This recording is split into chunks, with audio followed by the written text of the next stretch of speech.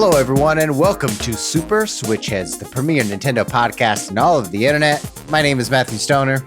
My name is Patrick Nisley. My name is David Howe, and boy, oh boy, ladies and gentlemen, we have a very special guest joining us once again on the podcast. Summer Rain has joined us. How's it going, Summer? Hey, it's going good, David. Thanks for having me. Very good. Thank you for being here, Summer. You are here to talk about Triangle Strategy.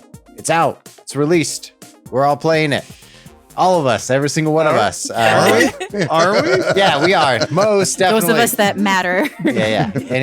Anyone that matters is playing Triangle Strategy this week. That's our main episode. But we're also that and additionally all the other tactical RPGs that'll be coming out this year. all 9 of them that are coming out also be least. the second part of today's episode. In the news, we have some NVIDIA hacks. Missions and rewards are added to Nintendo Switch Online. Rumors of a God of War TV show. Some updates to games, and we're going to be discussing the Epic acquiring Bandcamp that happened in the last week. Lots to talk about, lots of news, lots of Triangle strategies. And how y'all doing? I had a good week. This Sunday, I went to the Austin FC game. As Matt is repping the shirt there. I had a great fucking time, man. I went with my friend Kyle. So shout out to Kyle if you're listening to the podcast. Spoiler alert, he's not. But he has great seats that he has for the entire season. He invited me out. Actually went with my friend Moet as well. And it was super fun, man. And we killed it too. It was like a 5-1 game. Just like really, really good play like the entire time. We've had 10 goals in 2 games, and last season it took us 10 games or more than 2 games to get 10 goals. It's fucking nuts. Yeah, I mean, granted, Miami was terrible, and so it was really easy to mop the floor with them. Yeah, but it was super fun, and it was nice to be at like a sporting event again. I really enjoyed myself. It feels good to win. Yeah. I have just been hanging out. I've been having a very revealing Instagram post over the past week. That's true. Posting all about my ex-evangelical life. So I've had lots of people reach out and like talk to me about that point of my life. And it's been, my adrenaline was going hard last week, just having these real intense conversations of these real deep conversations on fucking Instagram. So I did nothing, not a lot this past week, and just relaxed. Yeah. You should make a podcast about that, by the way. Me and other people in the Bible Belt. Ex-evangelicals. Yeah. I think you should America. do a mockumentary about it. Yes. I was thinking that too. Like a what was that? A Jesus Camp style documentary. Yeah. Well, I was part of this ministry called Teens for Christ, and I've been thinking through how I can create something that's part of this podcast, but also mocking some of the stuff. And I thought maybe Teens for Gannon. Yeah. TFG. Just think about it. I don't know. I'm showing my cards. I might create it one weekend as a weekend project. So I don't know. What about you, Patrick? I had a really good weekend. I actually rented a tiny house, like sort of outside of Austin, and That's went cool. there and cranked out a script for. I'm doing a game jam called NaNoWriMo, where people make a visual novel in a month. So it was like kind of a personal writing retreat with a goal, and I did it. I got a first draft of it done. So hell yeah, pretty that's happy awesome. with it. I think that's how Paul Thomas Anderson wrote Magnolia.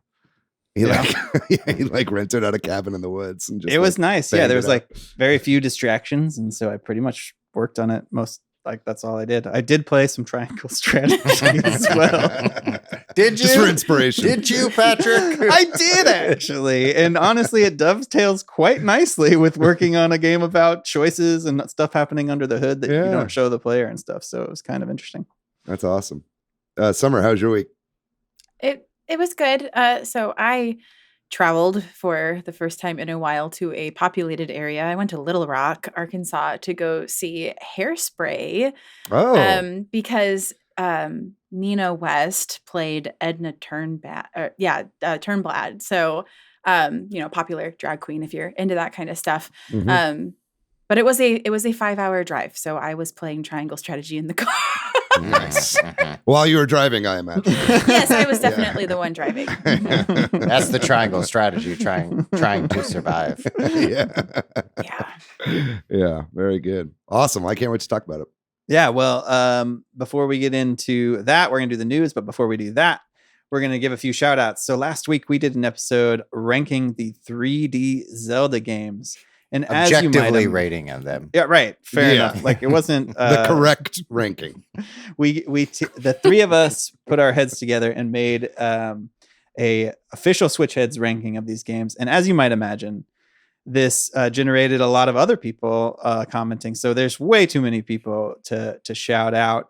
We got a lot of comments in all of the forums. Record 2 over on YouTube. Brought up your reference to David Lynch, and and I had some discussion about that. Tommy, I think maybe disagrees with us and put Twilight Princess. The Twilight Princess fans came out as we kind of predicted. It was funny too, because when we were like doing the episode and editing the episode, there were like a number of times where I was like, Twilight Princess fans, don't at me or whatever, right? Being like, but then in my head I was like, I don't know why I made that joke. We have such a chill community, but man, they were pissed. Yeah. So those are the people that mostly came out. KB on YouTube ranked theirs with Twilight Princess at the top. Yeah. And Stephen R. Flores also commented on YouTube saying Ocarina of Time, baby. Breath of the Wild close second. But we also got a lot of people talking on our Discord server, and I just wanted to shout out to Stormrunner1730, who joined the Discord server and commented on that. There was more people. I think on Facebook we had some good comments from like Vincent Goodwin and stuff. So I mean, lots of discussion on this one. Sorry if we didn't shout you out. There's just so many. Yeah, so many. Now we know how to get engagement on the show. Say Twilight Princess sucks. First of all, okay, this is that's not what we said. Can you say it one more time? That's not at all what we said. Just say no. Don't say it one more time. It's like Candyman. It'll show up. Midnight will show up. Midnight will show up. Her giant hand will smack you. No, look, I said this on the Discord, but the 6th best 3D Zelda game is still better than most video games. I think that's fair to say. It's hard when you have a list of so few things to put something at the bottom. Still a great game, but objectively the worst. 3D Zelda games. Yeah. Mm-hmm. What are you gonna do? Sorry to all you people who disagree. But we do appreciate hearing from people. So if you have anything to share with us, please reach out to us. And also, we also appreciate it when you leave a review on one of the platforms that allows for it, or share the podcast on a place like Reddit, or also remember to like and subscribe on YouTube. Yeah, please do subscribe, by the way. We're getting real close to a goal there. So if you could throw us a subscribe, we'd really appreciate it. Unfortunately, the news is going to start off on a somber note again. There's this invasion of Ukraine happening, and it's upsetting and alarming and all of that. But of note to our podcast in particular, as these economic sanctions roll out and the way that works with the banking system and all of that, apparently the Nintendo eShop in Russia is unavailable. So we'll see if this leads to peace.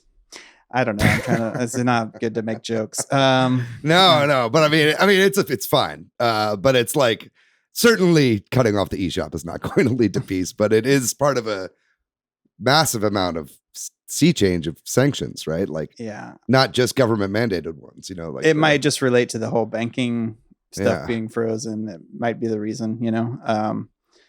I think that maybe there's other similar things happening with Microsoft and Sony as well. So, and just for the same reasons, I imagine that even if some places want to do business, they can't because of various laws and banking and so on and so forth. I think there's also an element of kind of saving face in a social setting as well for these companies. Like, I don't know that all of them would have to, under like government sanctions, like, or just because the banks are closed, stop doing business in Russia. But I think a lot of them like are, you know, whether or not it's because, you know, they actually care about this cause or not, they are pulling out of their own volition as well. Right.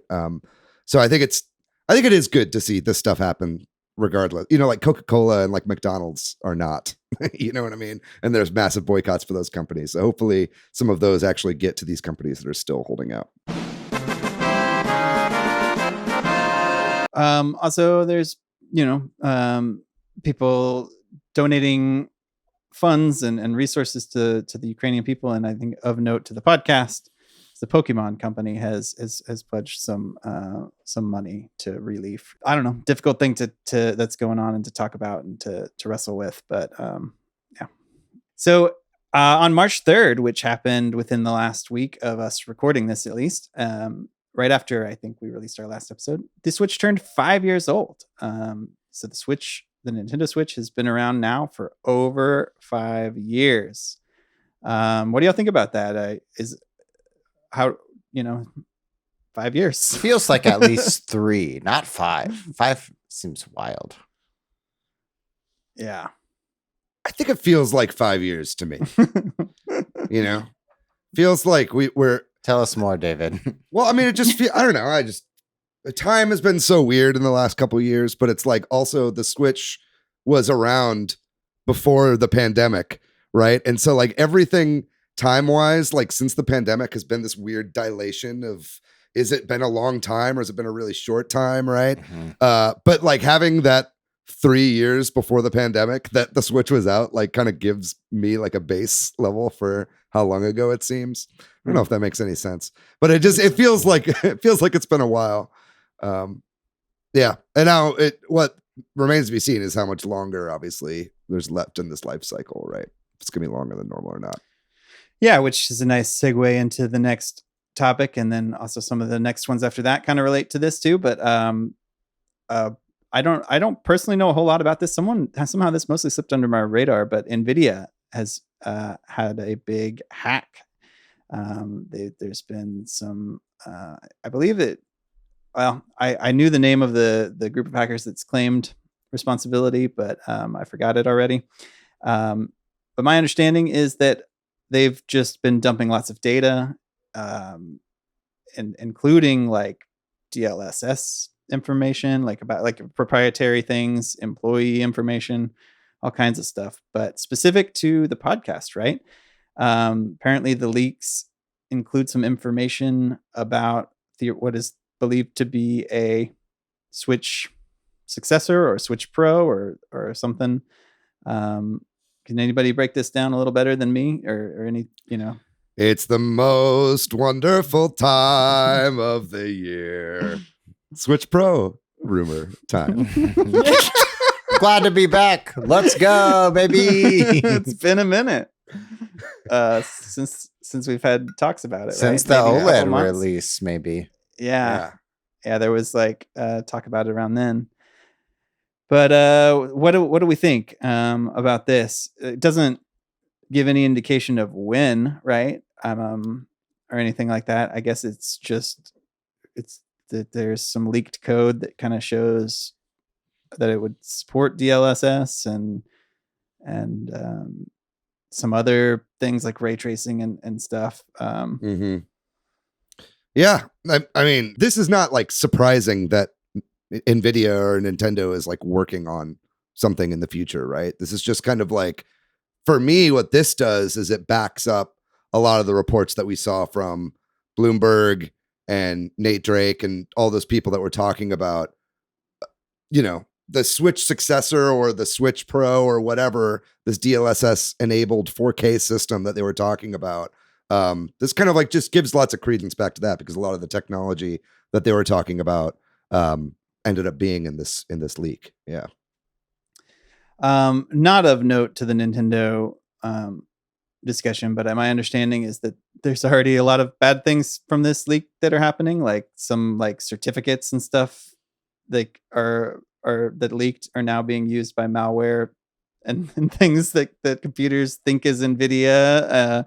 And that now they're targeting Samsung as well, right? Like they have a bunch of Samsung information they're going to leak. I guess these were like ransom things, right? They've been dumping information, and now they're demanding that NVIDIA makes certain things open source. This is ransomware. It's very similar to what happened with Capcom when they got hacked as well. And I don't think either Capcom or NVIDIA are capitulating to their requests. Right. Requests is a little light. Demands. We'll say that. Yeah. Terrorism. It's an interesting new world we're living in, right? Yeah. Like it's hard to have sympathy for giant tech companies. Yeah. Do you think that this could be a Switch Pro? Do you think we'll still see one? Do you think that this is more likely a Switch successor? What did the CEO say? That the Switch is in the middle of its life? Furukawa? Yeah. Yeah, they said that pretty recently, and they've always consistently been saying they're targeting 6 to 10 years, I think.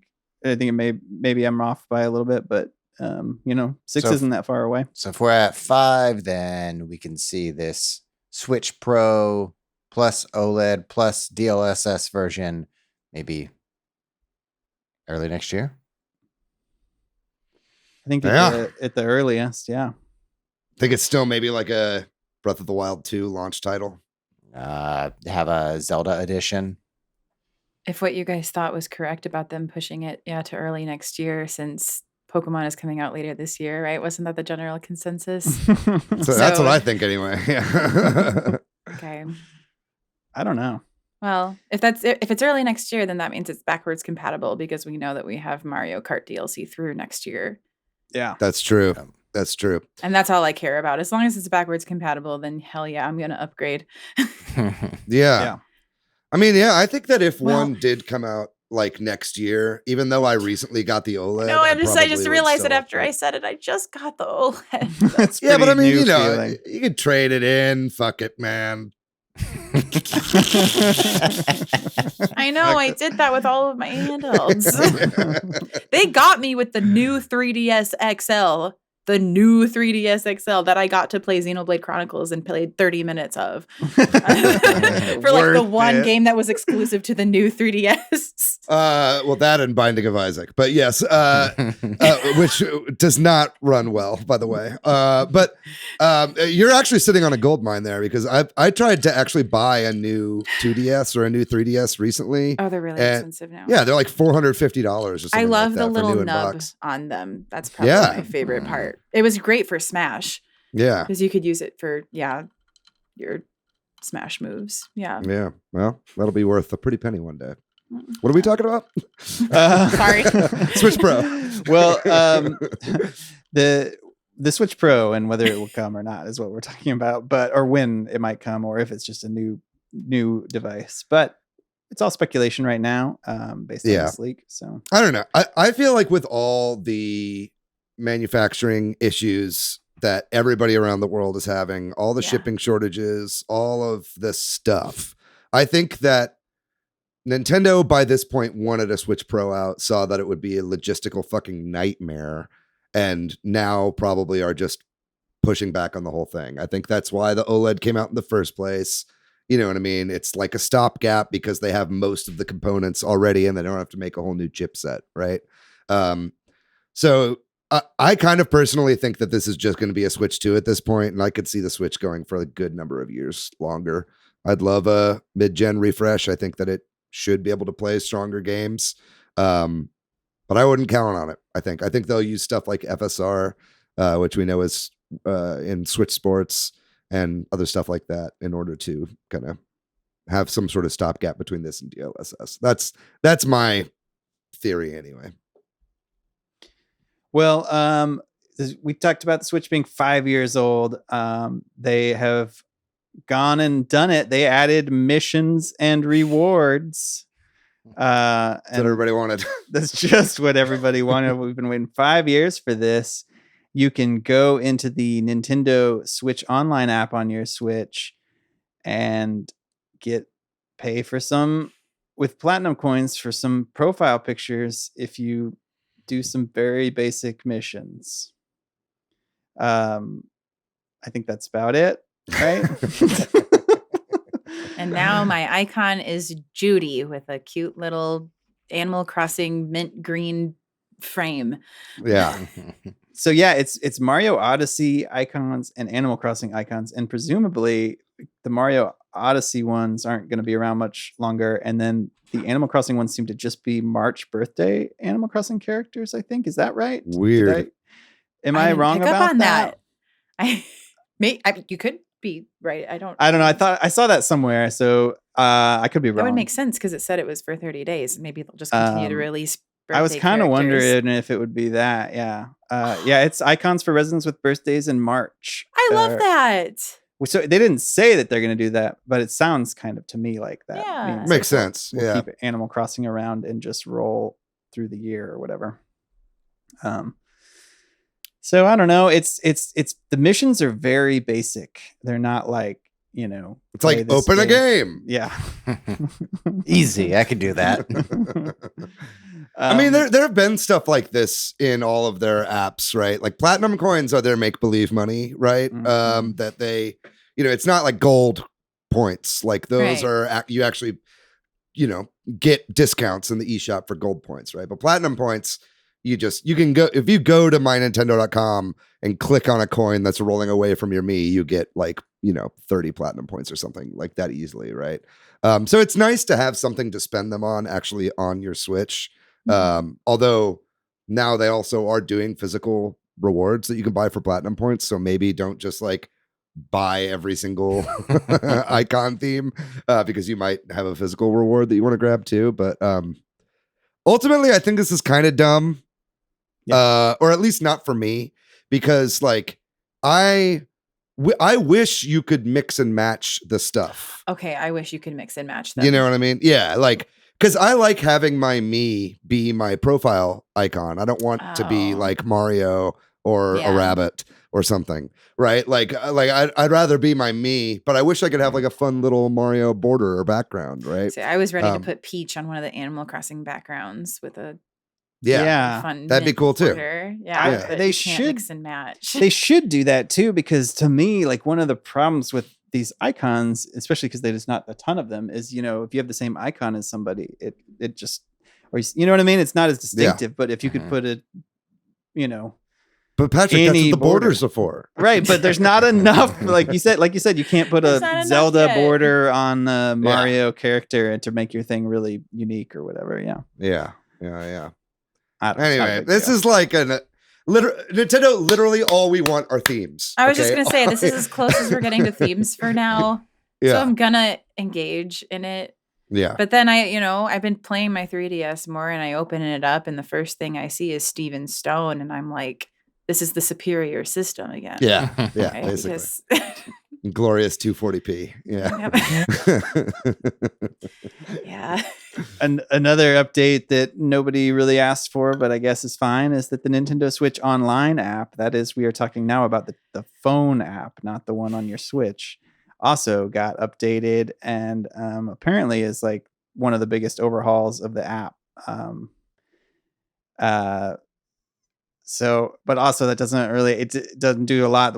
One thing I heard that you can apparently do is like view your friend code now. So instead of having to like, theoretically, instead of having to open your Switch and like look at it and type it on your phone, you could open up this app and copy paste it. Oh, they make it so easy. Yeah. Yeah.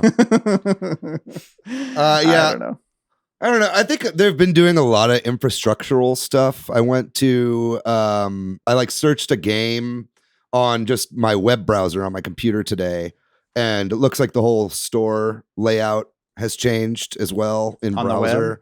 Yeah, so I think they're just redesigning a lot of that stuff. So I mean, that's kind of exciting because it means that they could be adding more services, or they could be doing other kinds of stuff in the background. This might have something to do with them moving servers over to a lot of like new kind of structural stuff on the back end. So maybe it'll have something to do with that, but time will tell, huh? Yeah.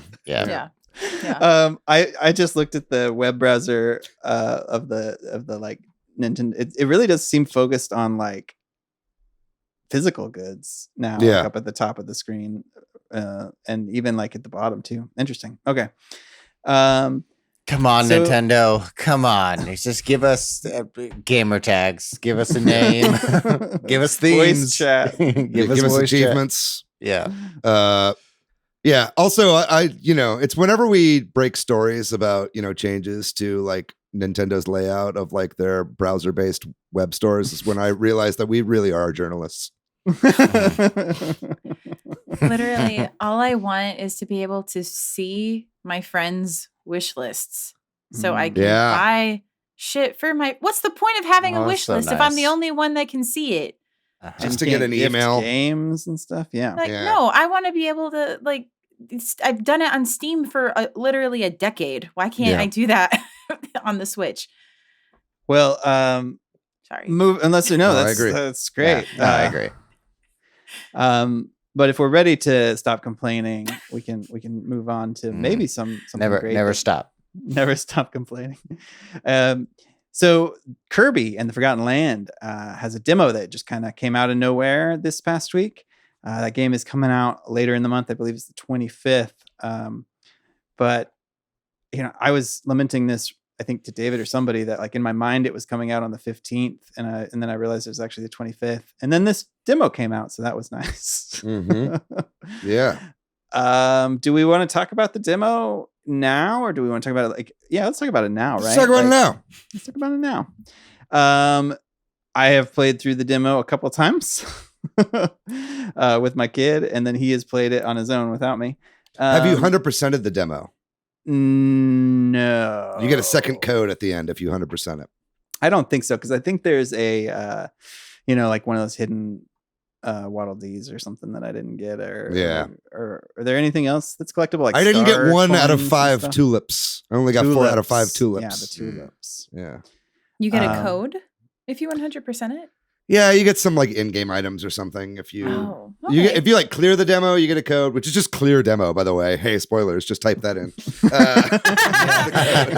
I'm sure you can just Google the second code, but yeah, they just add little things because like when you play it again for a second time, you have like upgraded copy abilities, and so it's kind of like if you beat it again a second time and you get everything, you kind of get another code. But it's great, right? I mean, do you like it, Patrick? Yeah, very much. I think, I played it with my sons. Like, all my complaints are there about the sort of co-op in these kind of games where it's, Same.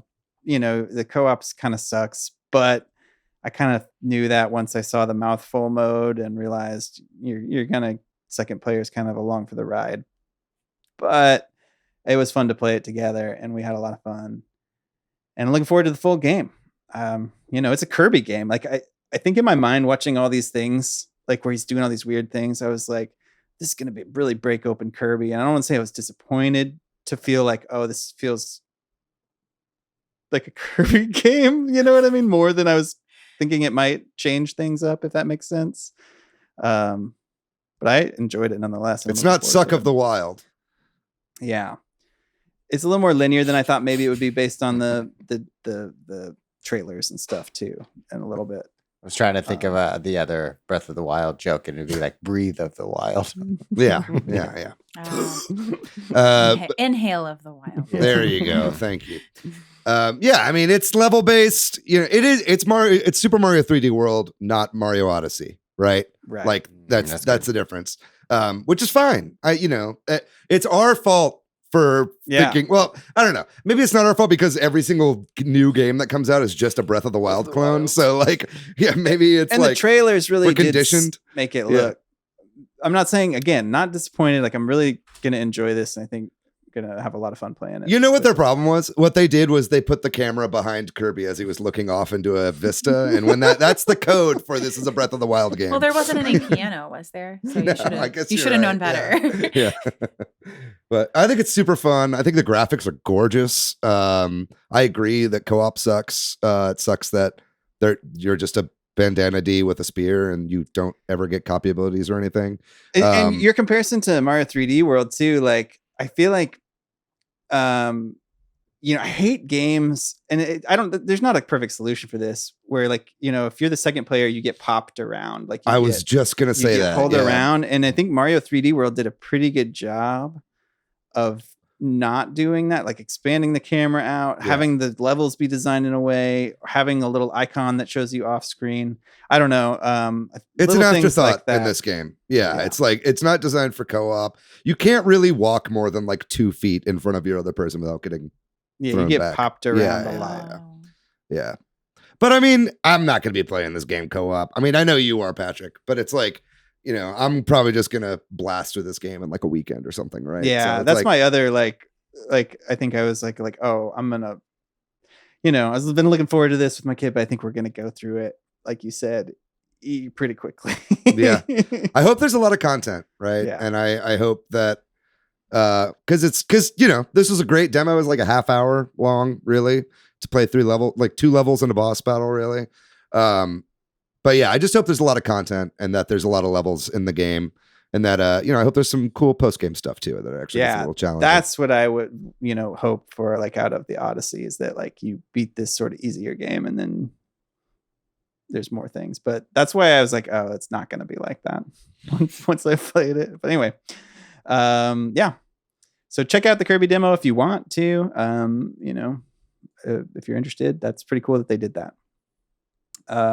Next up on our news docket here is Epic Games acquiring the music platform Bandcamp. So that's unusual, maybe. Yeah.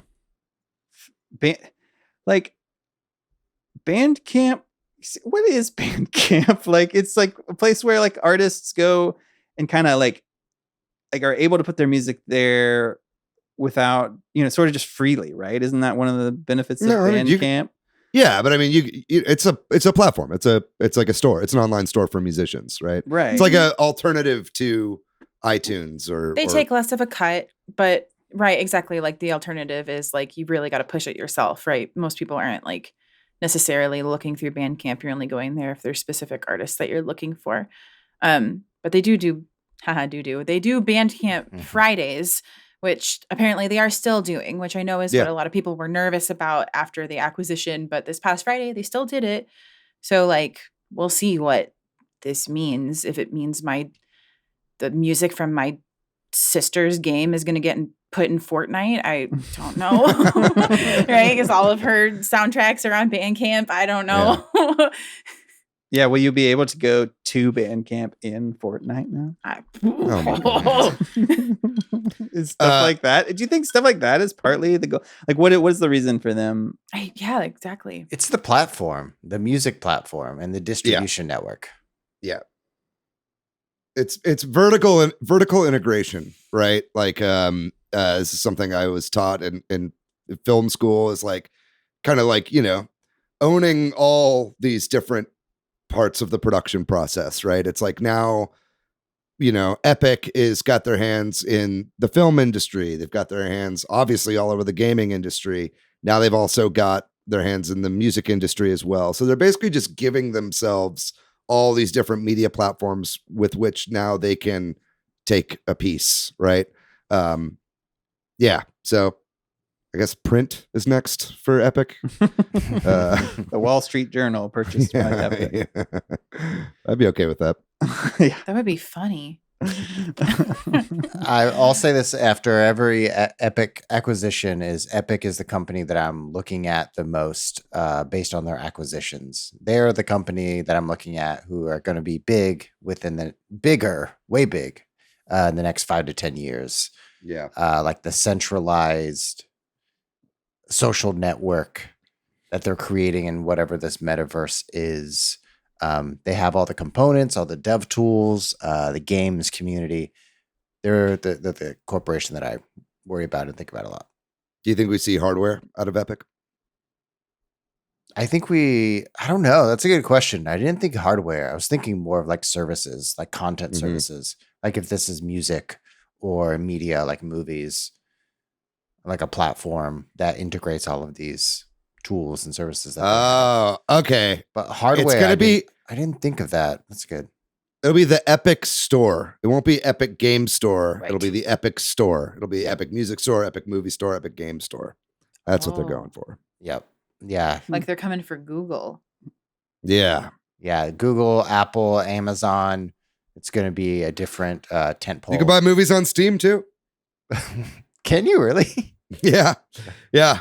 I've never done that. The producer for Call Me Brother like had one of his previous movies up on Steam. He's like, everybody buy my movie on Steam. I'm like, nobody's gonna buy your fucking movie on Steam. This is news to me. I didn't even know. I have a friend who is making like a VR, like kind of like a VR movie or whatever that you can put up on Steam or like one of those sort of 3D experiences. Yeah. You know. Anyway, moving on. Bandai Namco announced that it's raising all of its employees' salaries in Japan. So that's cool, I guess, to see them make this. I mean, obviously they're stating this for the publicity and all that, but nonetheless, it is good. Apparently, it's like sort of a scale, so it's hard to say, but apparently the average is something about 50,000 yen increase. It averages out to that per person or whatever. So that's cool. I don't think there's a whole lot to talk about there. Everybody pay people better. That sounds great. Yeah. Yeah. Everybody's pay should be doubled in the whole world, basically. Like everything. I don't know how many dollars is That's that? like $500, right? Yeah, it's like according to Google currency conversion, it's $433.13. Gotcha. Yeah. That's a monthly salary, so it's not like an annual. Not like you get an extra $500 a year. Yeah, that would be pretty not worthy of a press release. But $500 a month isn't bad for an increase. Yeah, no, it's great. And I'm joking about raising everybody, like doubling everybody's pay, but I'm also not. Like the world is got an insane housing crisis where like we're running into like so many issues with rampant inflation everywhere, and nobody's getting paid enough right now to keep up with it. Right. And so obviously I'm not a fucking, economist, and it's for this reason. Economists. What you're hearing right now. I really want to take that bait and start talking about the situation with salary, but man, I have to remember we're a video game podcast, not an economics podcast. Hey, I mean, I can't afford to buy every video game this month that I want. Yeah. It's part of the conversation. I had to choose between Horizon Forbidden West, Elden Ring, and Triangle Strategy, and I went with Triangle Strategy. Right, and then that's probably because you're underpaid in your industry. Yes, even with my raise, I'm not making enough. This would not be a problem under Bernie fucking Sanders. Well, let's move to talking about public education and the demise of public education happening within the next 4 to 5 years. Yes, I got a few more. I was brought on. I got a We've been pivoting a lot this episode. Yeah. Oh man. All right. Well, economics. We can't have infinite growth. Anyway, get back on topic. So the next news item is that there is, as Matthew mentioned, a rumor that a God of War TV series is going to be coming to Amazon Prime Video. And I think this is pretty believable. Deadline has put out an article about it, and apparently it's going to come from the producers of The Expanse, David. Alcon Entertainment? Yes. I don't know. Mark Fergus and Hawk Ospey. Hawk Ospey, yeah. Yeah. That's great. They also were the writers of Children of Men as well. Oh, really? Yeah, very good bona fides on them. I actually did not know that they were going to be the showrunners for this, or the writers anyway. And that I think immediately makes me like it more right off the bat, because everything they've done so far, they've knocked out of the park. So that's actually really exciting. So, That's interesting because like Last of Us is coming to HBO, and then God of War is coming to Amazon. So Sony's putting their highest bidder. Yeah. Sony, totally. And I mean, Uncharted was theaters, right? So they're just kind of like divvying up where they're putting their properties, it seems. Yeah. 2 things. First of all, whenever I saw Uncharted, it was really fucking weird to see the PlayStation logo before a movie. I imagine that's also going to feel weird when watching these TV shows. And then second of all, The Rock recently teased that he was going to be doing a really big video game property, but he didn't say what it was. Do you think that he's going to be playing Kratos in the show? The Rock. Man, I don't. Dwayne The Rock Johnson, to specify. Yeah. That's The Rock I'm talking about. Thank you for specifying. Not just a rock. not like an igneous rock. Oh, okay. I watch that shit. I'm into stupid shit like that. I don't know. Sure. I don't okay. think... No, you guys aren't biting on that one. That's okay. Are you biting on Dwayne The Rock Johnson being Kratos? All right, he kind of looks like him, right? Yeah. He's like got a big bald head. Because he's bald? Yeah. I'm trying to think of like what Ryan Reynolds is to Deadpool. Who's the actor that is the equivalent for Kratos? Oh, yeah. I don't know. The Rock. Yeah, maybe it is The Rock. Maybe we don't know. I don't know. I kind of like don't know if The Rock would do an Amazon TV show. He probably would be. That would be like beneath him, right? Is anything beneath him? He was in a Tooth Fairy movie. Yeah, but in the back of the day. Now he's like Mr. Hollywood. Now he's Mr. Big Shot. Didn't he just do that Disney Jungle Cruise movie? Yeah. Yeah, but that's a movie. He's like a... So?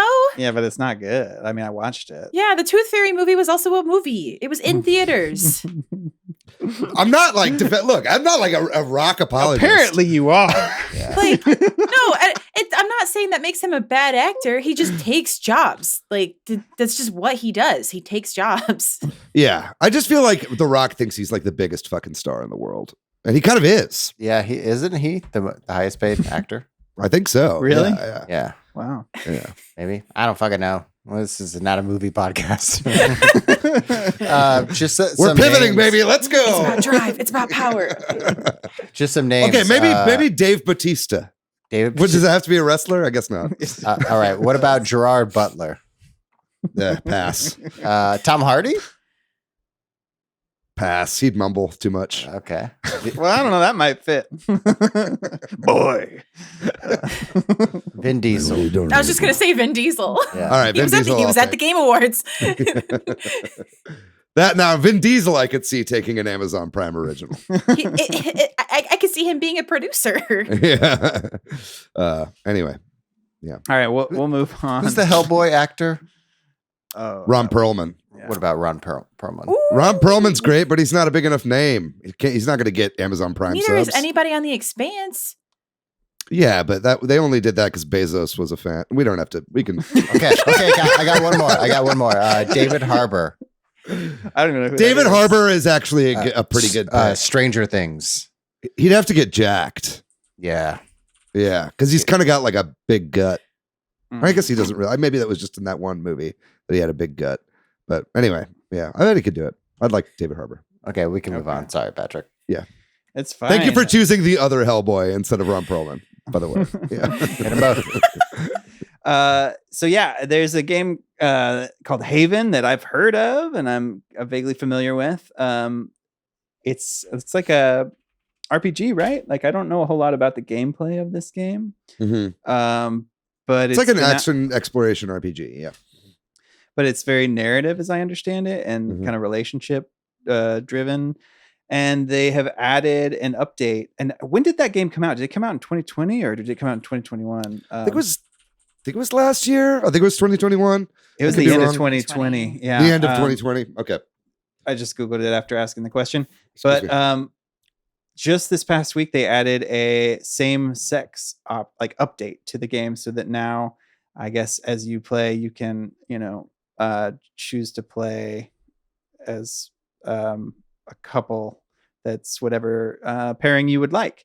And I think that as a result, they probably had to do some additional dialogue and they've added more like updates. I mean, it's not just that, right? There's new voice acting and all kinds of stuff to go along with that. And that's pretty cool. I don't know if that was like fan demanded or something they planned on. Do you know anything about this? Or maybe they were going to do it and then they didn't have time or something? Maybe. I'm not sure if it came from fan demand or whatever, but I just thought this was cool just because like the game was so you know, in the game, you like hold hands with like your partner character like a lot, and it's like a very romantic game. There's like just not many games that are based around romance, right? And it's like this really great like kind of no, but I mean like it's like a relationship game. You know what I mean? Like it's usually like you're one person, you're trying to find the princess or get to your lover or whatever. But this is a game where you're like you go out, you do quests together, and then you like cuddle in bed and like have like pillow talk and shit like that. You know what I mean?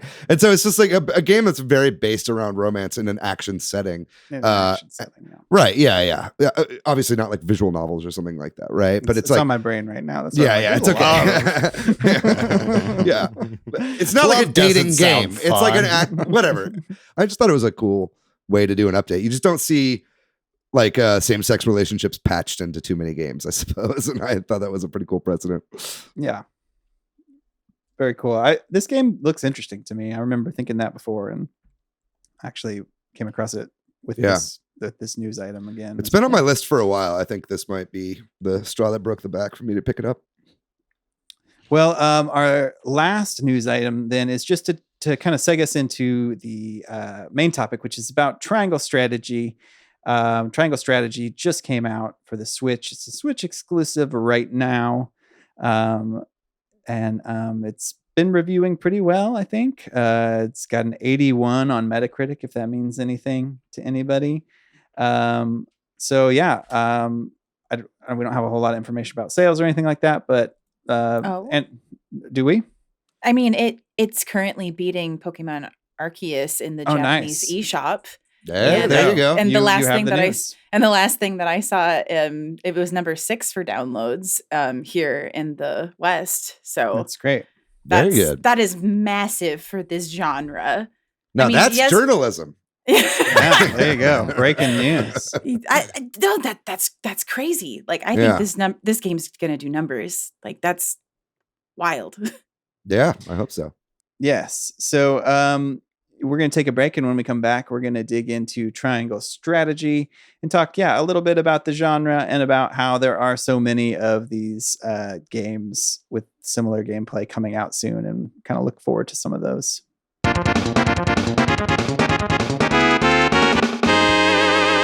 Okay, we're back, and this week we're talking about Triangle Strategy and, in general, sort of tactical RPGs, strategy games. A little bit. There's a lot of them coming out this year, so we're going to go over impressions of Triangle Strategy and talk about the genre and some of the games coming. So let's start with Triangle Strategy, right?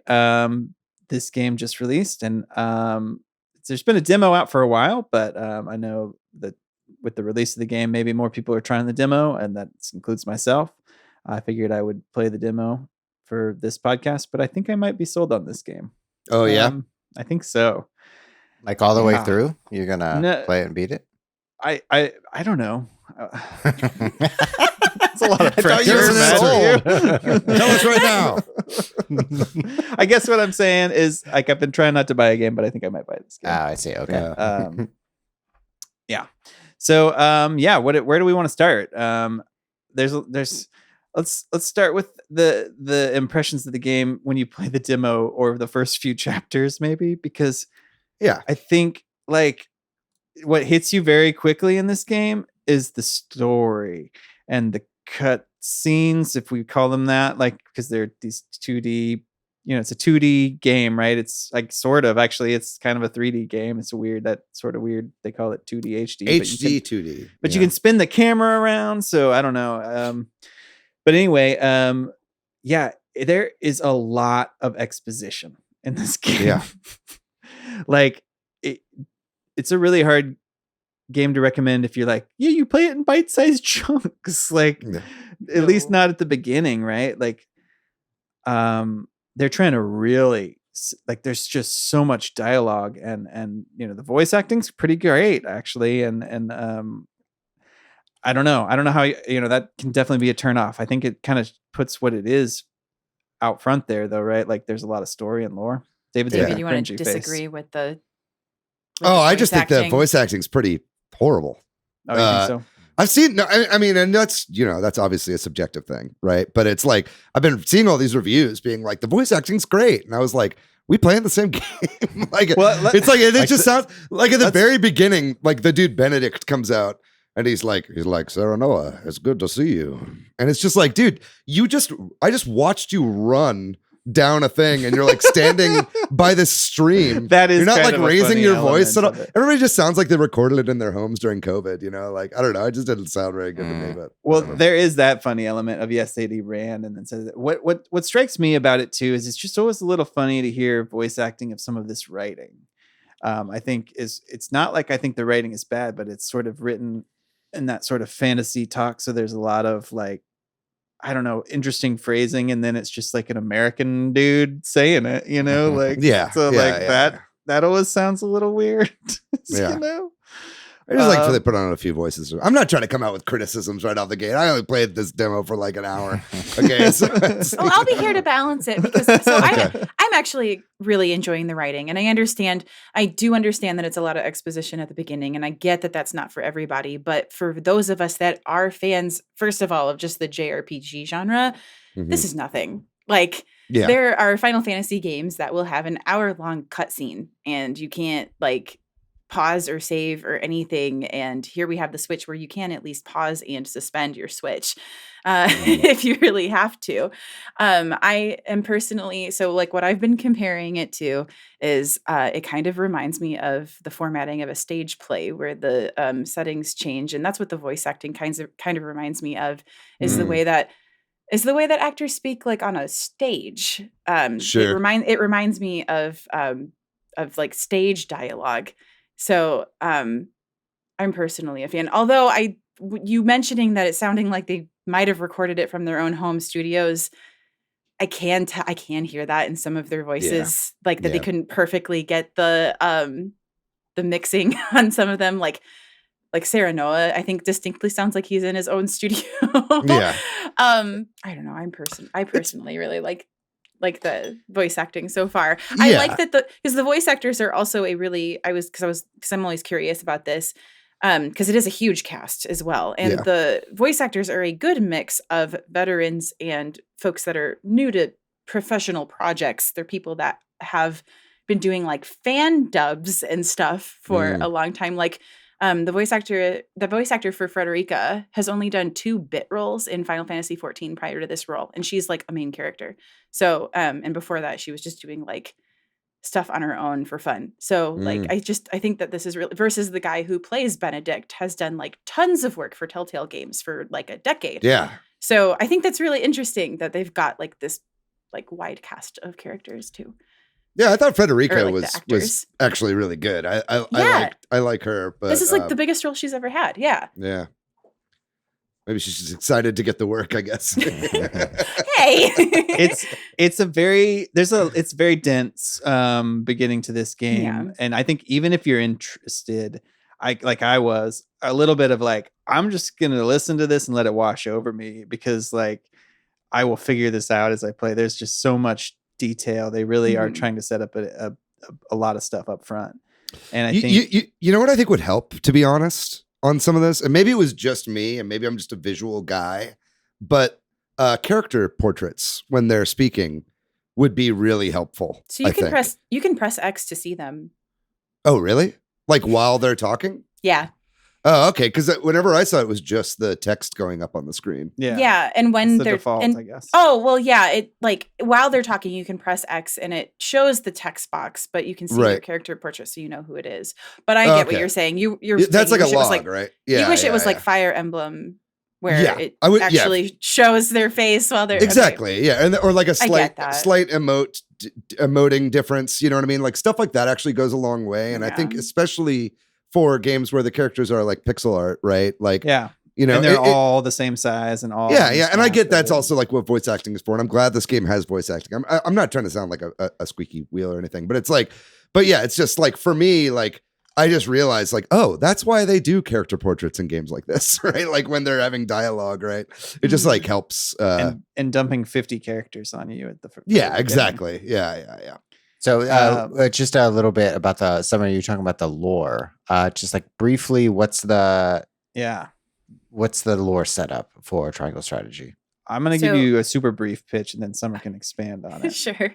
Oh, yeah. There are 3 kingdoms, and they have been at war over time, right? Oh, no, you're disagreeing? No, I'm just saying it sounds like another game I've heard. Yeah. No, and the colors and the themes of those 3 nations are very similar too, but... And they have like different resources and that sort of thing. And they're all coming together to work on a project. That's the super short version. But there's a lot more going on, right? So yes, David, you have the holy state that produces salt. And yes, their colors are like blue.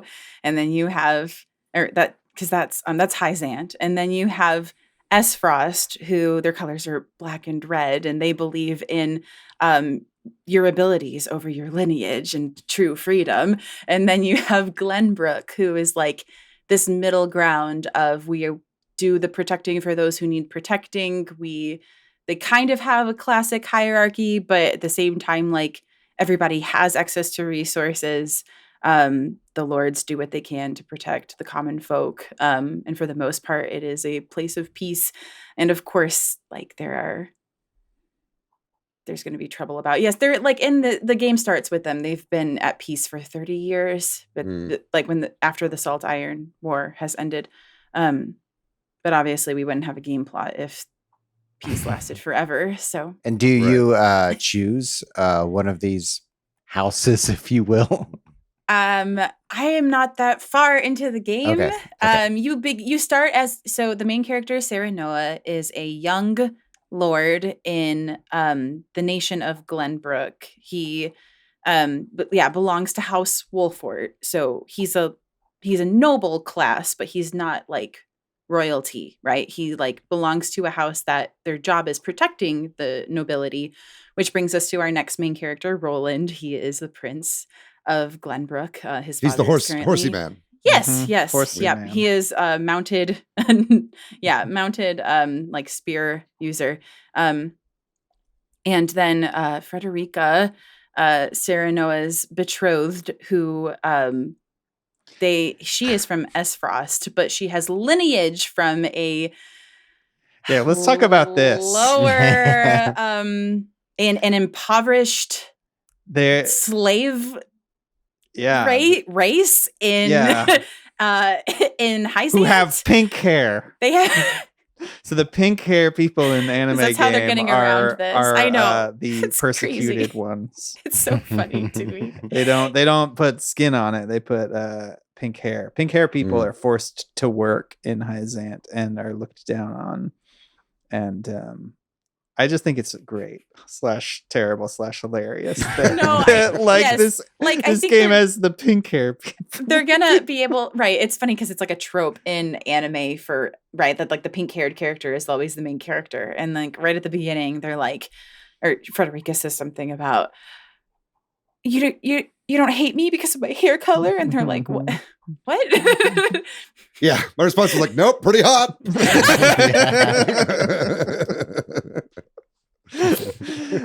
But yeah, so one of the major gameplay elements that we haven't really discussed in this game is this sort of alignment system. So I think in addition to there being 3 nations, there seems to be there's always 3 choices when you have a dialogue option, and there seems to be sort of 3 different philosophies, if you will. And you make choices, and I don't know what that affects, but presumably affects who you can recruit / maybe some of the story elements that happen at some point. Is that correct? Apparently this game has several endings and several different routes, and like the number of chapters depends on how much of any given level of conviction that you have. Yeah. And I haven't gotten far enough to know what that is yet. I'll admit that. So in addition, sorry, go ahead. Oh, I mean, I was just going to say it. I do like that that's how they're branching the story out in this game, right? It's not like Fire Emblem Three Houses, where you actively made a decision. Yeah, at the very beginning, and you're like, okay, this is going to be basically 3 separate games, right? Like, it seems like throughout the entire game, you are playing as Sarah Noah, and you're like only really playing from this one perspective, right? So it comes down way more to player agency on like how you want to make the story your own, rather than just kind of like going through the motions of preset story beats, right? Like kind of how Three Houses was. So I think that's actually a better way, personally, I think, to do a story like this. And so I do like that about this game so far. Yeah. I did read one opinion piece today about this game that was saying that it felt like it's, despite like that, it feels like they're so heavy handed with the story that your agency does still feel kind of limited, and that, like, you know, they kind of wish that you could have a little bit more. Like, their example was that they had like some battle where like they had this new character and they fought next to this other character, and it's like you start to create this headcanon, and then it goes to a cutscene where, you know, like very explicit. There's just so much cutscenes. I think was their point, that like the story is so heavy handed. There's no room for kind of creating your own little headcanon, because they're just so detailed in this.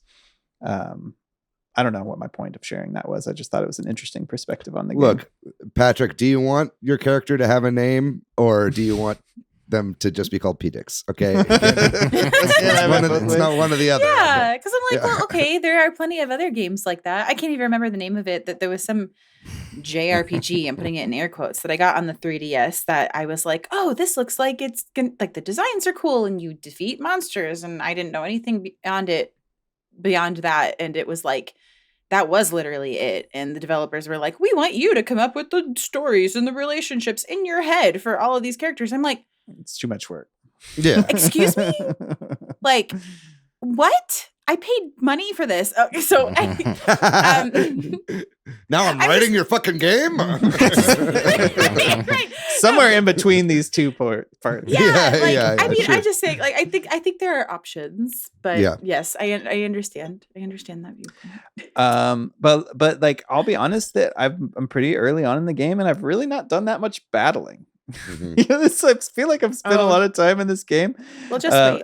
I know that I understand that kind of the pacing shifts a little bit to more battles and that kind of stuff.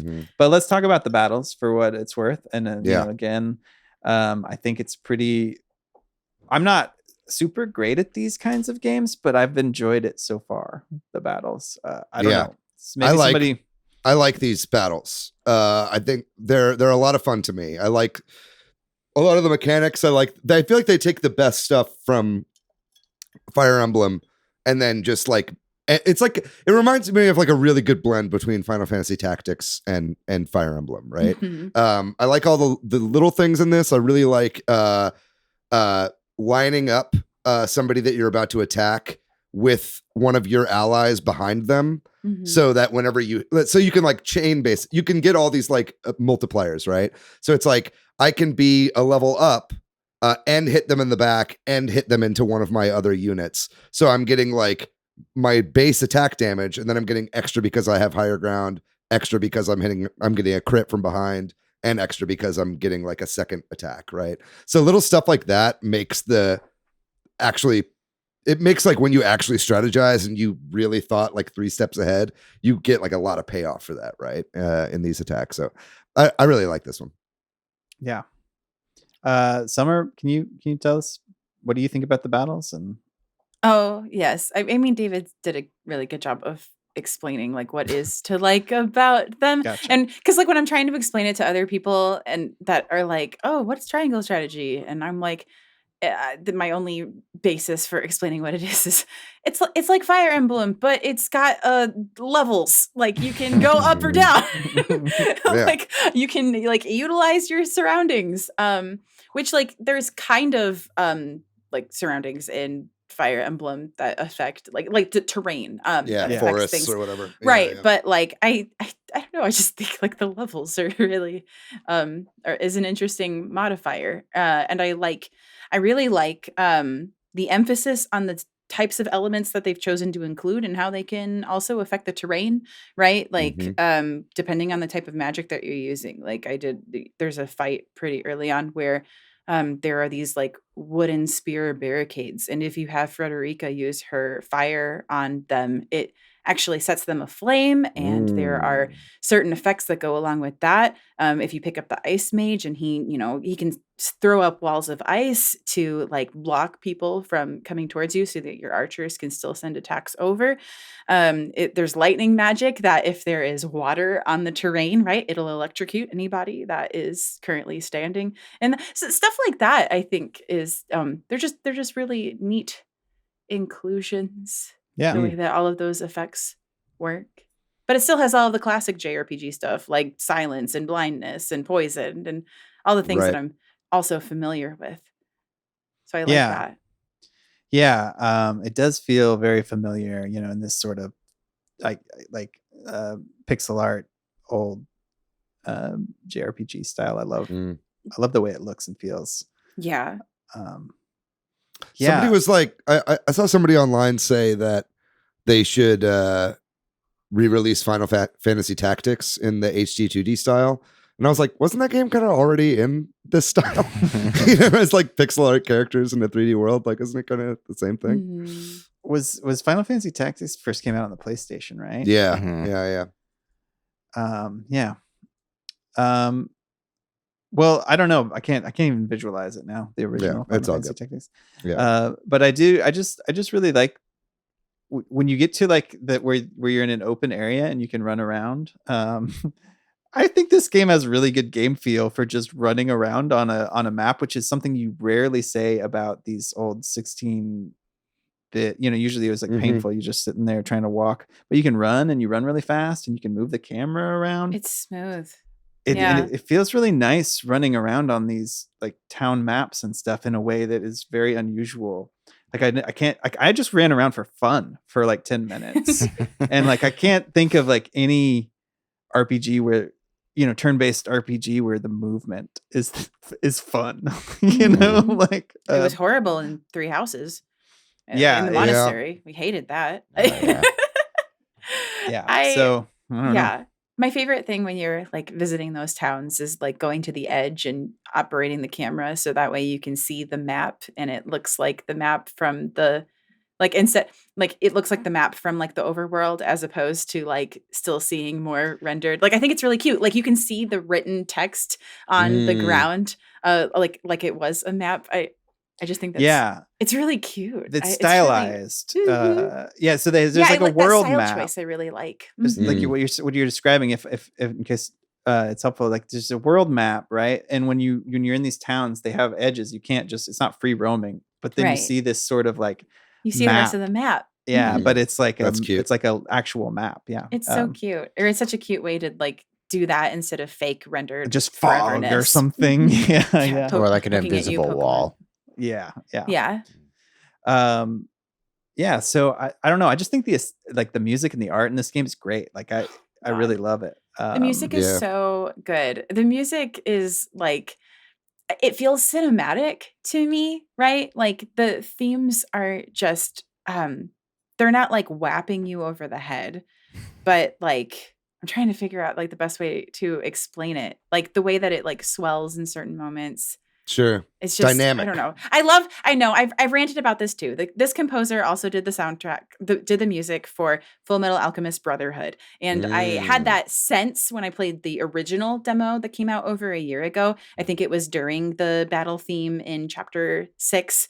With the way that like the percussion and the horns like followed each other. And I was like, this really sounds like Full Metal Alchemist. So I looked it up. And I was like, it is the same. It's the same composer. And then I got really excited because I was like, oh, that means that there's going to be like musical storytelling coupled with how they are going to narrate this. And like with just the art direction in general, I was like, back then I was like, I'm sold on that alone. Yeah. I like the music and the sound design all were really great. The game has a really good sense of like presence and environmental storytelling, and it should when it's so much about like these particular kingdoms or whatever, right? And they all have their own identity, and so it's good that they nailed that, I think. And even all the like you're saying, there's little leitmotifs, right? Like between all the different characters, and they have their own little themes. So I quite like that about the game for sure. How are we feeling about HD 2D, gang? I mean, because this is this is now like the second HD 2D game to be released, right? ArtDink is the developer of this game. Is that correct? We've got Team Asano. Yeah. Doing it as well. Is Bravely Default the first one? Octopath was the first one. Right? Yeah. For HD 2D, yes. Right, Team Asano right. did the Bravely Default games. Right, So yeah, yes, but- it is the same studio, but And there's some vibe in Bravely Default too. It's similar, but it's definitely a different art style. the first game that this studio did was, and like, because they branched out of Final Fantasy and they did the 4 Heroes of Light on the 3DS, DS. I think it was DS title. ArtDink. Yeah, no, Team Asano. Oh, Team Asano. Okay, Right, because that's technically the precursor to the first Bravely Default on the 3DS. Right. And so when Octopath, okay, I'm going to go on this rant really quick since we're talking, because I promise I'll get to how I feel about HD 2D. So when Octopath Traveler, like the demo, the previews came out and everything, I was immediately so hyped about it. Because I was sold on the music. I was sold on the art direction. I was sold on these characters. That's right. The demo that we got, I was like, I love Primrose. I'm going to cosplay her. I'm going to be obsessed with this character. All these other characters, they look beautiful. I loved the battle system because it was really similar to Bravely Default. I was like, oh, this is so great. This is so amazing. I can't wait to see how these 8 characters interact with each other. I was like, I can't wait to see how these characters are interwoven, and because that was what I was like led to believe by the entire premise of the game. Yeah, I could not finish that game. I got like 40 hours into it. I was so burnt by it, and I was nervous. I played Bravely Default 2 when it came out because I loved the first Bravely Default, and I loved that. So I was like, okay, well, the studio made this, so like I was nervous because I was like I felt like I got burned by Octopath Traveler, and then they announced Triangle Strategy, and like I think I had just finished like my first playthrough of Fire Emblem 3 Houses when they like first had announced that, or my second playthrough or whatever. Anyway, and I played the original demo, which was like the second half of chapter 5, 6, and 7. And I was like, that was when I was like, I picked up on the composer and I was like, this battle style is great. It's visually amazing.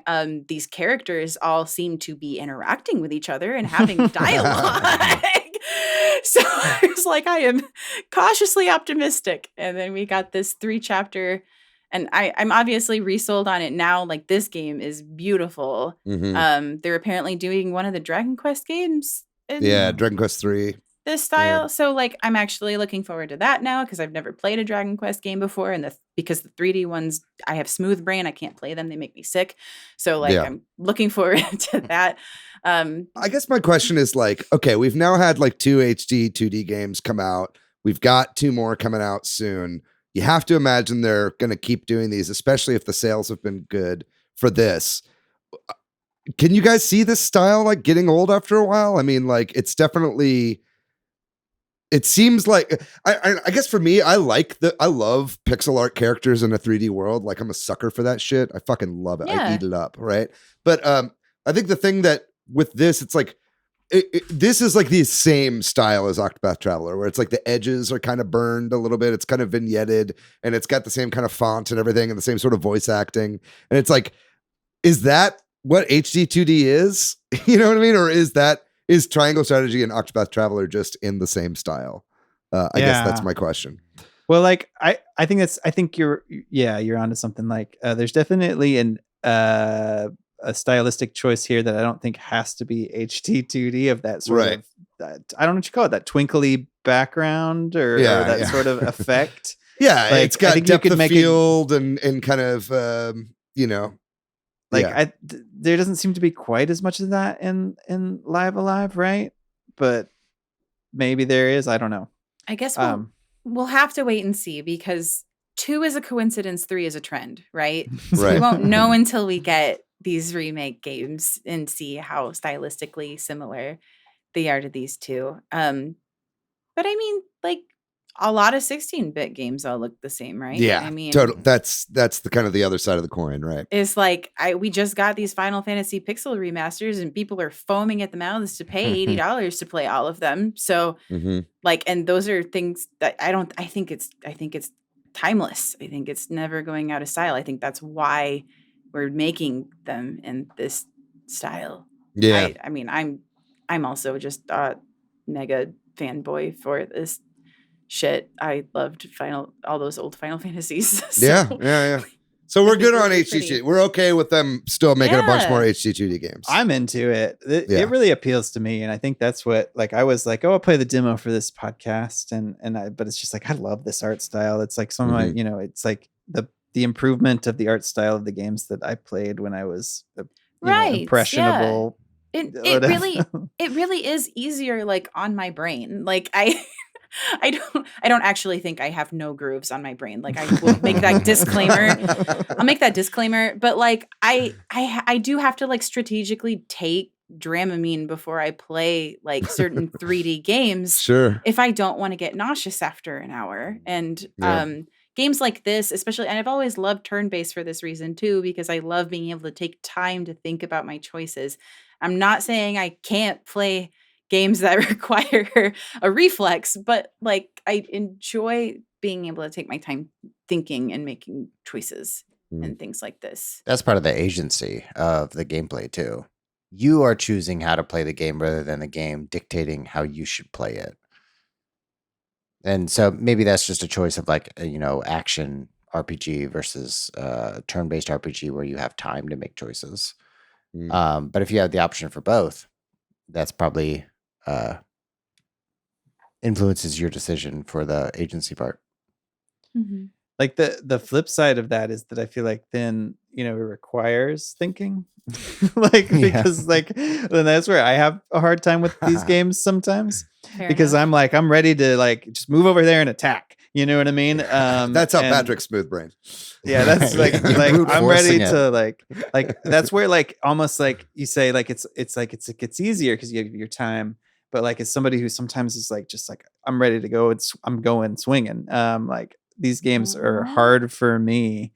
One thing in Triangle Strategy's defense, for people like you that like to just go in swinging, is I think that the stakes are a lot lower than in like Fire Emblem Three Houses, right? Like I love that there is no permadeath. There's no permadeath. Yeah. There are different kinds of consequences for when you lose your units. Like it will affect like your spoils and your convictions. Right, but you can just roll it back too, right? It's like and I like that it still gives you experience and it's still like, and I like too that the difficulty, if ever you're having trouble, if you're ever having trouble in a thing, just pop it down to easy for that battle, pop it back up when you're done. There are zero ramifications. Like, I don't think you could do that with Three Houses, right? No. You could always turn the difficulty up, but no, down? You can never go back up once you turned it down. Yeah, I think that's how it was. That's what it was. Yeah. So it's like, which is dumb. Yeah, it's dumb. And so it's like complaints about it. Yeah, so for this game, it's like, it's a lot more forgiving, right? And and so I appreciate that. And there's a spectrum of that with tactical games. And I think also on that front too, like you have 7 units, right? Like or 8 units, I guess. Whatever it is. It depends on the map, and that's depends on the map. This is how it starts. Yeah. But well, at least at the beginning of the game, it feels like you have a decent chunk of units versus something like Mario Rabbids or something where you have like 3 units, and like if you lose one, you're like done. And you lose you lose a unit. You're like, whoa, okay, maybe I'm playing a little fast and loose, and I can still win this thing. At least me, like because I play fast and loose. No, I was super scared the first time I played it, and someone, one of my party members died. I was like, great, I'm just gonna have to start this whole fucking thing over. And I was like, oh no, wait, I could just like kill whoever the fuck I want, and it just like as long as I win in the end, that's okay, right? And so I appreciate that about this game. Yeah, we don't have to talk about the history of this genre, but it's kind of interesting to me because there's sort of a Western and Eastern history to like strategy games and sort of turn-based, grid-based strategy games. But I think this falls more in the tactical RPG. Like I don't know if we count like Civilization and that kind of stuff is an RPG, but like they have that same sort of grid-based, turn-based thing. But like precursors to this, Fire Emblem, obviously, Final Fantasy Tactics was a big one. Yeah, and I don't know if y'all want to talk about the genre or any of the specifics of that or past standouts, but we've got a lot of games like this coming out. A lot of strategy, grid turn. Well, yeah, I want to give a quick shout out to Ogre Battle and the whole Tactics Ogre franchise. I think that's like one of the most underappreciated and just overlooked like games in this genre, and it was like kind of the only game in town for a while. Like I know, especially on like the N64, I think it was like the only tactics game on the N64, and I loved Ogre Battle 64. So I just wanted to give the Tactics Ogre franchise a shout out because that shit is awesome. Well, it's a different era in 2022 in the Switch because there are plenty of these kind of games already out on the Switch, but also like especially coming out soon. Just this year, we've got Advance Wars, the Reboot Camp, and the new Mario and Rabbids game, which is a little bit different. Maybe it's not the same sort of role-playing thing, but the same sort of battle style, right? I would definitely call, I would. Anytime you're moving units around a grid, and it's not like, there's like strategy games, which is like where you're moving like armies around, right? And then there's like tactical games where it's like this one soldier you're moving around, right? If like, it's chess with powers, it's a strategy game. That's how I define it. Yeah, I guess there's like just some, I think it's an interesting discussion of the nuances of these genres because of like leveling up characters and how that happens. Yeah. Whether it's like you know, and them having individual powers versus like you can put them in classes and things like that. Yeah. I think it's fair to say that like the strategy RPG can be like a genre. I think games can belong to more than one genre because I would consider Triangle Strategy being both like a strategy RPG and a JRPG, right? Because it's got elements of both. Like I think it's technically both. Yeah, if it's a grid and there's powers. Yeah, I guess. It's just like there's a difference between like a real-time strategy game and a tactical RPG, right? Yeah. Like it's like these differences are all, I don't know. And it's like, and then where does like it's like XCOM and Mario Rabbids, like where does that exactly fit in? I guess that's more tactical than it is real-time strategy, obviously. But I just feel I then I think like Pikmin is like real-time strategy. Oh yeah, there's you know what I mean? Grid. There's no yeah, exactly. It's the grid, the format of the battle system, and also like, powers and turn based, right? Yeah, like, rotation. But anyway, there's the new Mario Rabbids. There's the Metal Slug Tactics. The Marvel's Midnight Suns game is a turn-based game. That's multi-platform. But Front Mission First, which was announced, that sort of remake of that old. It's a Square game, right? Yeah. And then I think Donnie will be happy for us to say Digimon Survive. Yeah. We'll give it some. Donnie's going nuts right now. Yeah. Prolific Digimon poster in our Discord, Donnie. I love it. We'll be happy to hear that. I love the zeal of Digimon. Yeah. No matter how much he tries to turn the Pokemon channel into a Digimon channel, it's not going to happen, Donnie. But no, I mean, Digimon Survive is coming out. And that's like a very anticipated game, right? And that's still supposed to be coming out this year. And then there's also been rumblings, we know Fire Emblem 3 Hopes is coming out this year, but there's also been rumblings that there could very well be another Fire Emblem game this year as well coming out. Maybe not this year, maybe soon after. We know that they were working on another Echoes game after Shadows of Valencia, and it was supposed to be, they were originally making it for the 3DS. So and we know that they didn't scrap the project. It's just a matter of when. It's coming out sooner or later. We know Nintendo will just kind of hold games for however long they need to, right? But it's like, let's just like assume right now that there is like a Fire Emblem Echoes coming out this year, right? That'd be nuts. That would be nuts. And I mean, that would be three first party Nintendo tactical RPGs in a year, plus Triangle Strategy, which is a Nintendo exclusive tactical RPG this year.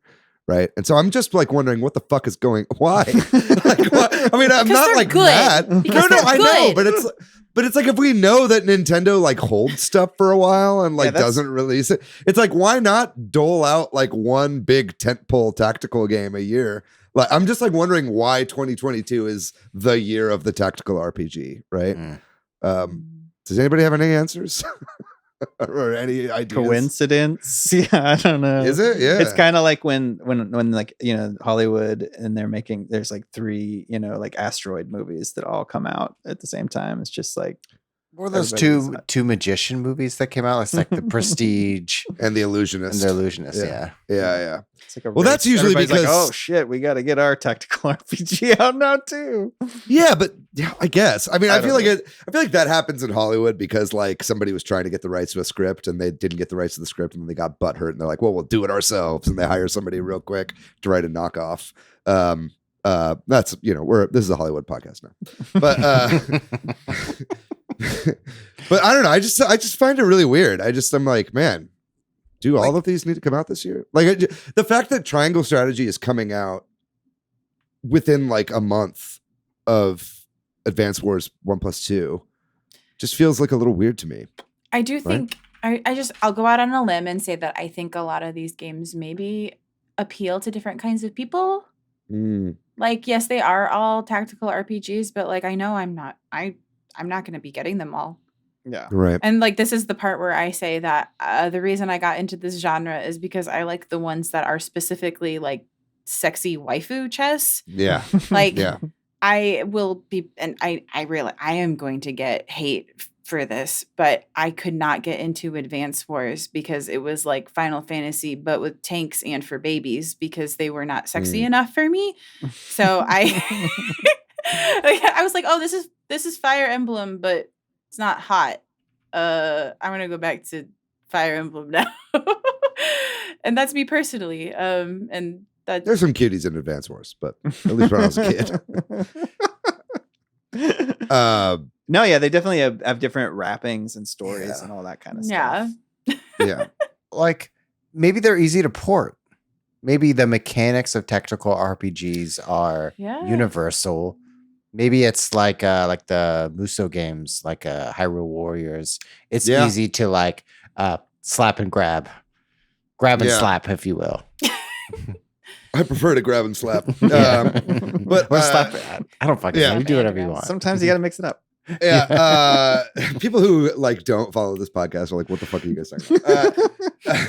No, but I think Summer, you're onto something there, and I think that you just kind of touched on that a little bit too, Matt. Is like that, like Muso games, like people, they're not trying to sell copies of Age of Calamity or Fire Emblem Three Hopes. Like their demo is not like Muso fans, right? Like they're making these games because people love Three Houses and wanted to see more stuff with there, or they love Breath of the Wild and they wanted to see another thing of Breath of the Wild. Muso is just kind of like a genre they could put that story into or whatever, right? Or like that's what Koei Tecmo is good at making, right? Is Muso games, right? And so I think that you're probably right. I think like what you were saying, Summer, is that it's like people aren't like going out being like, I'm the biggest tactical RPG fan, I'm going to buy all these games. It's like, no.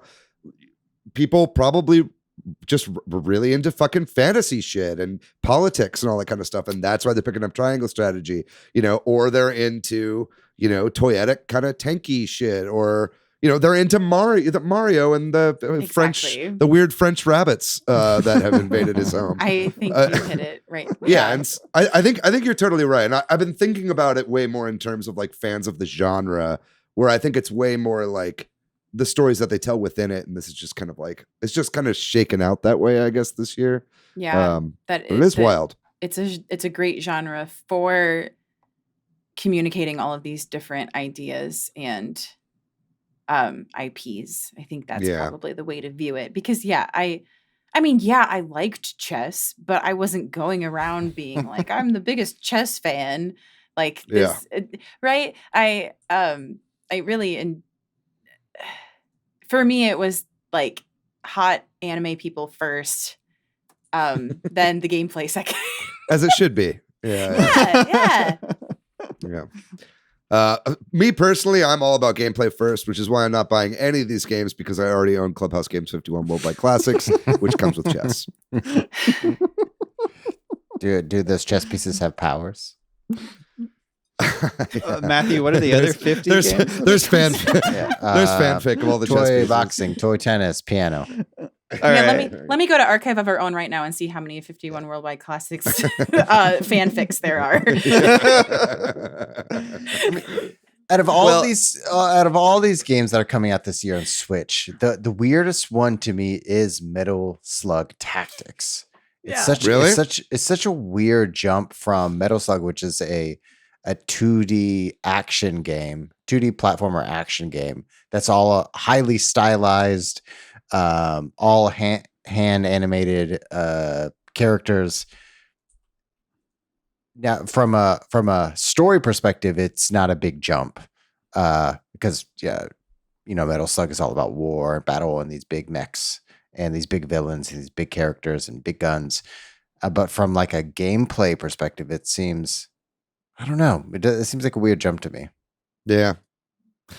I think it looks good. I mean, I just think it looks really similar to Advance Wars, right? Mm-hmm. It's like we've already got like a little chibi tank game coming out. Like, it's I don't know.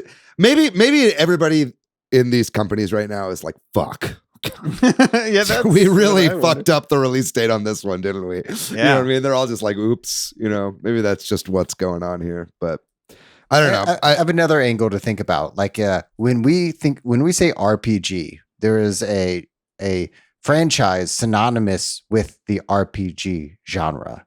And maybe we're seeing all of these tactical RPGs recently to solidify a franchise as the tentpole tactical RPG. That's Final Fantasy? Yeah, I'm saying Final Fantasy is probably the RPG that when people think about RPGs, they think Final Fantasy. Oh, this looks like a Final Fantasy game. So maybe we're just seeing all these companies kind of really go after to be the Final Fantasy of the tactical RPG world. But isn't that Final Fantasy Tactics? No, it's Fire Emblem. Okay. They specifically, and I like to reference this in 2019 at the Game Awards, Fire Emblem 3, which was the year that Fire Emblem 3 Houses came out, and then Fire Emblem 3 Houses wasn't nominated for Game of the Year, and people were freaking out, and then they suddenly out of nowhere came up with the strategy RPG category, and here were a bunch of other games that nobody had heard of, and then Fire Emblem 3 Houses, and they had to do this because they also do the player's choice voting leading up to the Game Awards, and Fire Emblem 3 Houses was killing it, and they were like, we can't have this game winning the player's choice when it's not nominated for anything else. So this is Jeff Keighley's fault. Yes, what you're saying. Okay. Yes, it is. It is Jeff Keighley's fault. I am actively he single-handedly saved the tactical RPGs. It was like he created a category, and these people are like, we could win an award. Let's make a game in this category. Oh my god, I love this conspiracy theory. I stand by this. I love it, dude. And what's funny is if a Fire Emblem game does come out this year, it's probably going to lose to one of these other tactical RPGs. Because it's fucking because it's just the horny anime game. That's why it'll never win an award. I know. I know. Hey, it's I love Fire Emblem. Yeah, I just want to let you guys know that I did try to search Archive of Our Own for Clubhouse Games 51 Worldwide Classics, and the only thing that the first thing that came up is an E, which is explicit, rated Hamtaro fan fiction. So, okay, that's what you get when you search for that. So I don't think we're. So the market is still open for somebody a horny erotic tale where two people meet playing yacht dice, and they see each other from across the room. Right. And, there's currently not a category for it. Yes, you could. 51 Shades of Clubhouse games. That's the next fanfic episode we'll do is Clubhouse 51. You're on something. Yeah. All right, friends. I think we've talked about this topic enough, and we should close our discussion there. But if you have any thoughts on why there's so many tactical RPGs coming out or triangle strategy, we'd love to hear from you. And we're going to take another short break. And when we come back, we'll talk about the games we've been playing recently. So I don't have a whole lot of games to talk about. I honestly been trying to finish Shin Megami Tensei 5. And then that's part of the reason, too. I think I like triangle strategy. It feels like a breath of fresh air. it feels like this is the game I want to be playing. So I don't know what else can I talk about. I've been playing on my phone a game called Gibbon, which has been fun. It's like a little touchscreen game where you swing around as a gibbon, and it's also sounds like webbed.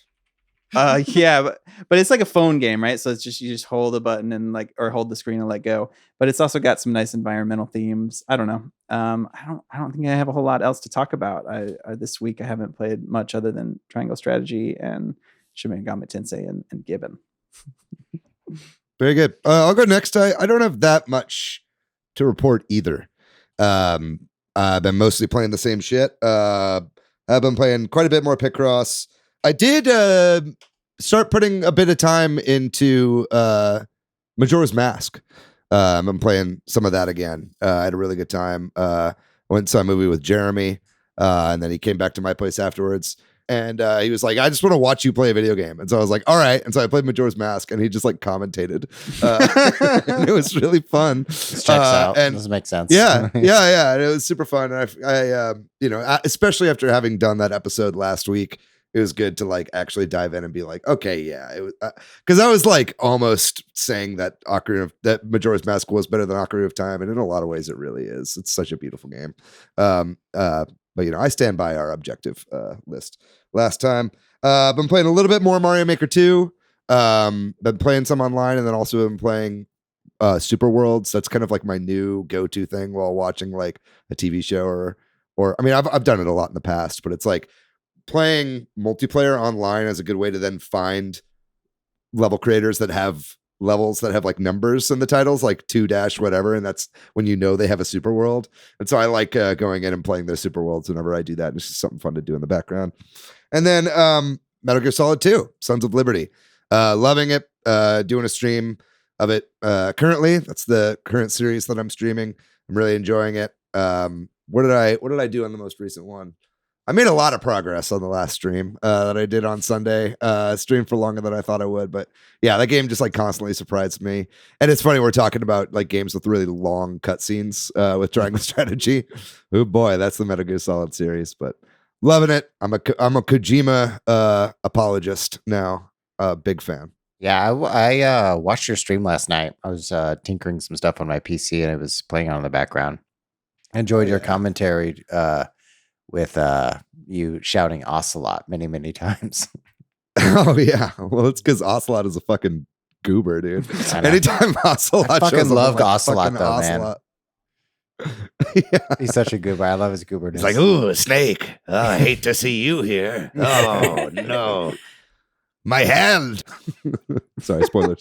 Yeah, wait till you get if you play Snake Eater, you get to see a young Revolver Ocelot. Oh, dude, I can't wait. I'll definitely be streaming this whole series. I'm really enjoying it. What about you, Matt? What have you been playing? I've been playing probably a couple hours into Horizon Forbidden West. And as we were talking about tactical RPGs, it's got a goddamn board game, which is chess in Horizon Forbidden West, which is basically. Is it like regular chess or its own kind of? It's like its own. It's called Machine Strike, and it's like a tactical board game with pieces, which is basically chess with verticality to it. So like chess from Star Trek Next Generation. That means nothing to me. Oh well, they play like 3D chess. Yeah. I'm sorry. I don't watch Star Trek. You can. I don't know anything about it. All right. Everybody who got on our ass about Twilight Princess, get on Matt's ass about Star Trek. I know. We bullied you into playing Fire Emblem. Now we can bully you into watching Star Trek. Listen, I have a coworker who talks about Deep Space Nine all the time, and I've watched 0 episodes. Yeah, guys, there's too much media. I get so overwhelmed. You too don't many have games. to do anything. Yeah. But I want to do everything. I want to do everything so I can talk to my friends about the things they care about. Yeah. Oh, the things they enjoy. I wish we had many minds with which to consume all the media. That's like a dystopian future thing. Where like you have to split yourself. Consume. Yeah. I've been playing the game of life and Horizon, so things are good on my end. Okay, summer. Cool. How about you? What have you been playing? Well, I guess it's my turn to actually like be the David of this segment because like I've been playing like way too many things. Let's go. Like and on everything too, right? So like I panicked when they announced the 3DS and Wii U eShop closures, and I was like, "Oh, the price of physical games is going to go up. I have to get Fire Emblem Awakening and Echoes before they disappear." And like honesty moment too. Like I thought I was going to try out the online demo for Switch Sports, and I was so into playing Fire Emblem Awakening at that moment that I was like, oh man, it's a fucking drug. Like I can't stop playing this. What is this Awakening's doing good. to me? Awakening is so good. It's 10 years old this year. So that's like, crazy. Great time to revisit it. And then I'm also playing through like Fire Emblem Blazing Blade on my phone because I'm like, that's like my goal for this year. I'm going to at least try to play all of the Fire Emblem games that I haven't played before this year. And some of the older ones, it will be easier because they're not nearly as long to get through. Blazing Blade is GBA, right? Yes, and it was the first Fire Emblem to ever be released, to ever be localized over here. So it's the 7th one if you were part of my trivia that day. And I know you were so mad at me for saying Fire Emblem 7. And of course I'm always playing Fire Emblem Heroes, but like I'm getting more into it right now because there's, characters that I want to summon, and then getting back into Pokemon Unite again too because the first World Championships are happening, which I don't have a team for it, but like I want to know more about the game so that way when they're like airing, I'll be able to like be aware of what's happening enough because that's really, I've always been like intrigued by esports, but there's never been a game that I've cared enough about to actually like watch it. Like I understood Overwatch, but like even back then, like before everything with Activision Blizzard, I was just kind of like, I don't know, I'm kind of put off by all the people that play it. And now like with Pokemon Unite, I'm just like, I love this game. And so like I'm excited to actually watch like an official esports of something that I am into. Cause like I had always hoped for that with like Mario Kart or Smash or Splatoon, and it just hasn't happened. So actually seeing that with an IP I care about is cool. And then so every time I'm playing Pokemon Legends Arceus, I see, and I have to hesitate to say Arceus, I see Patrick go online with Shin Megami Tensei, and I'm like, oh, Patrick is playing Pokemon for adults. And here I am playing Pokemon.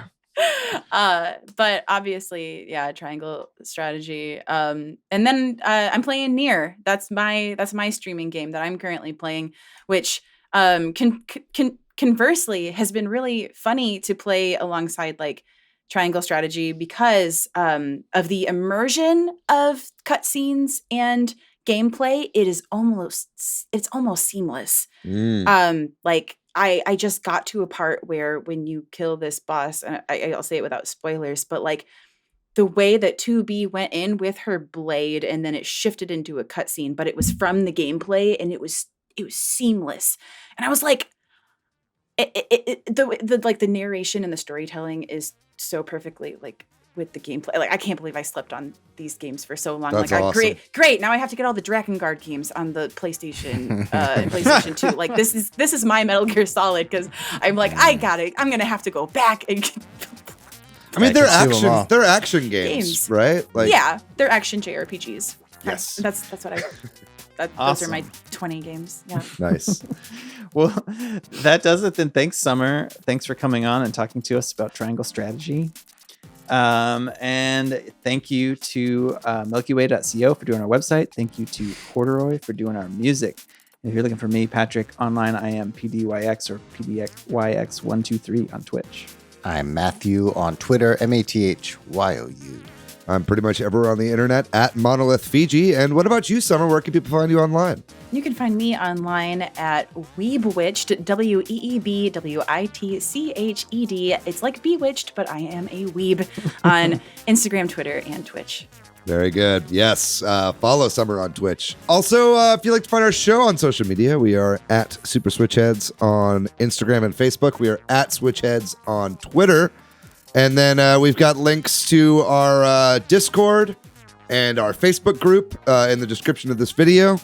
please join us on there. We have a great time on the Discord. And visit us online at www.switchheadz.com. We got a URL. We got a domain, folks. We pay for it. So make sure you go visit take a visit over there and see what you think. Guys, that's going to do it for today's episode. This is great talking about Triangle Strategy. It's certainly making me want to play more of the game because I haven't gotten quite that far, although I have gotten further than that.